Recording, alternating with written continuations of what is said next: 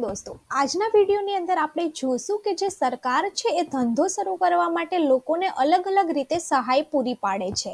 તો એવી જ એક યોજના છે એ ગુજરાતની અંદર ચાલે છે, જેનું નામ છે શ્રી વાજપાઈ બેંકબલ યોજના. આ જે યોજના છે એનો હેતુ લોકોને ધંધો કરવા માટે પ્રોત્સાહિત કરવાનો છે અને ધંધો કરવા માટે આ યોજના હેઠળ 18 થી 65 વર્ષના જે લોકો છે એને અલગ અલગ સરકાર સહાય પૂરી પાડે છે પોતાની કેટેગરી વાઇઝ. તો આપણે ચલો આની અંદર જોઈએ ડિટેલ વાઇઝ કે આ યોજના શું છે અને આ યોજના માટે તમે કેવી રીતે અરજી કરી શકો છો અને આ યોજનાની અંદર તમે કઈ કઈ ટાઈપનો ધંધો પોતાનો શરૂ કરી શકો છો. તો શ્રી વાજપાઈ બેંકબલ યોજના છે એ કુટીર ઉદ્યોગના કારીગરોને રાષ્ટ્રીયકૃત બેંકો, સહકારી બેંકો અને પબ્લિક સેક્ટર બેંક, ખાનગી બેંક મારફતે નાણાકીય લોન અથવા તો સહાય આપવાની યોજના છે. આ યોજનાનો જે હેતુ છે એ ગુજરાતના શહેરી ગ્રામ્ય વિસ્તારના બેરોજગાર વ્યક્તિઓને સ્વરોજગારી પૂરી પાડવાનો આશય રહેલો છે. અપંગ કે અંધ વ્યક્તિ પણ આ યોજનાની અંદર લાભ લઈ શકે છે. હવે આ યોજનાની જે પાત્રતા છે એની અંદર જોઈએ તો 18 થી 65 વર્ષના કોઈ પણ વ્યક્તિ આ યોજના હેઠળ લાભ લઈ શકે છે. તેમની શૈક્ષણિક લાયકાત છે ઓછામાં ઓછું 4 ધોરણ પાસ હોવા જોઈએ અથવા તો એમને વ્યવસાયને લગતો તેમને વ્યવસાયને લગતી જે તાલીમ છે એ ખાનગી સંસ્થામાંથી ઓછામાં ઓછી 3 માસની લીધેલી હોવી જોઈએ. એમની જે આવક મર્યાદા છે એની કોઈ પણ લિમિટ નથી અને આ ઉદ્યોગો શરૂ કરવા માટે બેંક મારફતે લોન ધિરાણની જે મહત્તમ મર્યાદા છે એ 8 લાખ છે. ઉદ્યોગ ક્ષેત્ર માટે 8 લાખ. ઉદ્યોગ એટલે તમે કંઈ મેન્યુફેક્ચરિંગનો બિઝનેસ કરો છો તો એના માટે 8 લાખ. સેવા ક્ષેત્ર એટલે કે સર્વિસ સેક્ટરની અંદર પણ 8 લાખ અને વેપાર ક્ષેત્ર માટે પણ 8 લાખની સહાય પૂરી પાડવામાં આવે છે. હવે ધિરાણની રકમ ઉપર સહાયના જે દર છે એ ગ્રામ્ય અને શહેરી વિસ્તાર માટે અલગ અલગ છે. જેમ કે ગ્રામ્ય વિસ્તાર માટે જનરલ કેટેગરીના 25% અને શહેરી વિસ્તાર માટે જનરલ કેટેગરીના 20%. તેવી જ રીતે અનુસૂચિત જાતિ, અનુસૂચિત જનજાતિ, માજી સૈનિક, મહિલા અથવા તો 40% કે તેથી વધુ અંધ કે અપંગ હોય એમને ગ્રામ્ય કક્ષામાં 40% અને શહેરી કક્ષામાં 30%ની સહાય છે એ પૂરી પાડવામાં આવે છે. એટલે કે આનો મતલબ એ થયો કે તમે મેક્સિમમ જો 8 લાખનો ધંધો શરૂ કરો છો તો એમાંથી તમે ગ્રામ્ય વિસ્તારમાં જો જનરલ કેટેગરીમાં આવો છો તો તમને 25% એટલે કે 8 લાખના જે 25% છે એ તમને સહાય રૂપે મળશે અને બાકીના તમને લોન સ્વરૂપે મળશે. હવે સહાયની જે મહત્તમ મર્યાદા છે એ ઉદ્યોગ ક્ષેત્રે 1,25,000 છે, સેવા ક્ષેત્રે 1 લાખ છે અને વેપાર કરવા માટે જનરલ કેટેગરી અને રિઝર્વ કેટેગરી માટે શહેરી ગ્રામ્ય અને શહેરી ગ્રામ્ય વિસ્તાર માટે 60,000, 75,000 અને 80,000 છે.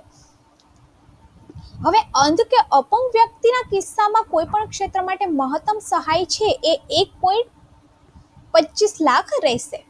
હવે વધુ માહિતી માટે આ યોજનાની જે વધુ માહિતી છે એના માટે તમે તમારા નજીકના જે જિલ્લા ઉદ્યોગ કેન્દ્ર છે એનો સંપર્ક કરી શકો છો. શ્રી વાજપાઈ બેંકબલ યોજનાનું માટેનું ફોર્મ છે એ પણ તમે અહીંયાથી ડાઉનલોડ કરી શકો છો. ત્યારબાદ આ યોજનાના જે ઠરાવો છે એ પણ તમે અહીંયાથી જોઈ શકો છો. સબસિડી ફોર્મ પણ તમે અહીંયાથી ચેક કરી શકો છો અને તમને કંઈ પ્રશ્ન હોય તો પણ તમે અહીંયાથી જોઈ શકો છો. કરવા માટે સૌથી પહેલાં તો blp.gujarat.government.in ની વેબસાઇટ પર જવાનું છે. ત્યાં તમે જોઈ શકો છો કે પાસવર્ડ નામ, ઓટીપી અને કેપ્ચા કોડ ફરજિયાત ભરવાના રહેશે. અરજદાર દ્વારા નોંધણીના ક્લિક પર મોબાઈલ નંબર અને કેપ્ચા સાથેનું એક પૃષ્ઠ ખુલશે. એપ્લિકેશન મોબાઈલ નંબરને 10 આંકડા મુજબ તપાસશે.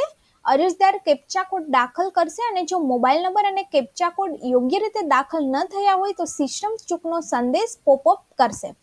એટલે કે અહીંયા પર તમારે તમારો મોબાઈલ નંબર અને કેપ્ચા નાખવાનું છે. તો તમારા નંબર ઉપર એક ઓટીપી આવી જશે. એ ઓટીપી તમારે ફિલઅપ કરી અને તમારું યુઝર આઈડી અને પાસવર્ડ સેટ કરવાના છે. ત્યારબાદ તમારે જે સિટીઝન લોગિન છે એની અંદર તમારું મોબાઈલ નંબર અને જે તમે જે પાસવર્ડ સેટ કર્યા છે એ નાખી અને તમારે લોગિન કરવાનું છે. હવે જેવું તમે લોગિન કરશો એવું તમને અહીંયા સિલેક્ટ સ્કીમની અંદર તમારે શ્રી વાજપાઈ બેંકેબલ યોજનાને સિલેક્ટ કરી અને સબમિટ કરવાનું છે. હવે તમે જેવું સબમિટ કરશો એવું આ એક એપ્લિકેશન ફોર્મ છે એ ઓપન થઈ જશે. એમાં 3 અલગ અલગ પોર્શન્સ છે, જેમાં ફર્સ્ટ છે એપ્લિકેશન ફોર્મ છે, સેકન્ડની અંદર સ્કીમની ડિટેલ્સ છે અને થર્ડ છે એ અટેચમેન્ટ છે. તો એપ્લિકેશન્સ ડિટેલ્સમાં તમારે તમારું આધાર કાર્ડની ડિટેલ, તમારું નામ, first name, middle name, last name, date of birth, ત્યારબાદ તમારી કેટેગરી શું છે, તમારી ક્વોલિફિકેશન શું છે, ત્યારબાદ તમારું એડ્રેસ, તમારી જેન્ડર, આ બધી તમામ વિગતો છે તમારે દાખલ કરવાની રહેશે. ત્યારબાદ તમારી જે સ્કીમ ડિટેલ્સ છે એમાં પ્રોજેક્ટ ડિટેલ્સ આવી જશે. આ જે પ્રોજેક્ટ ડિટેલ્સ છે એમાં તમારું બિઝનેસનું નામ લખવાનું છે, તમારા પ્રોજેક્ટનું જે એડ્રેસ છે એ તમારે ફિલઅપ કરવાનું છે, એ કયા ડિસ્ટ્રિક્ટમાં છે, કયા તાલુકામાં છે, એ વિગતો તમારે ફર્સ્ટ પોર્શનમાં નાખવાની છે. ત્યારબાદ બિઝનેસ ડિટેલ્સની અંદર તમે કઈ ટાઈપની એક્ટિવિટી કરો છો એ, નેમ ઓફ ધ એક્ટિવિટી,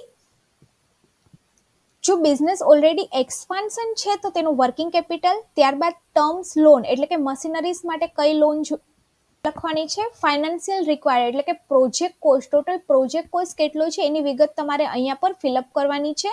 તમે જે બેંકની અંદરથી લોન લેવા માંગતા હોય એ બેંકની વિગતો તમારે અહીંયા પર સિલેક્ટ કરવાની છે. ત્યારબાદ તમે કોઈ એક્સપિરિયન્સ અથવા તો ટ્રેનિંગ ધરાવો છો તો એની વિગત તમારે અહીંયા પર ફિલઅપ કરવાની છે.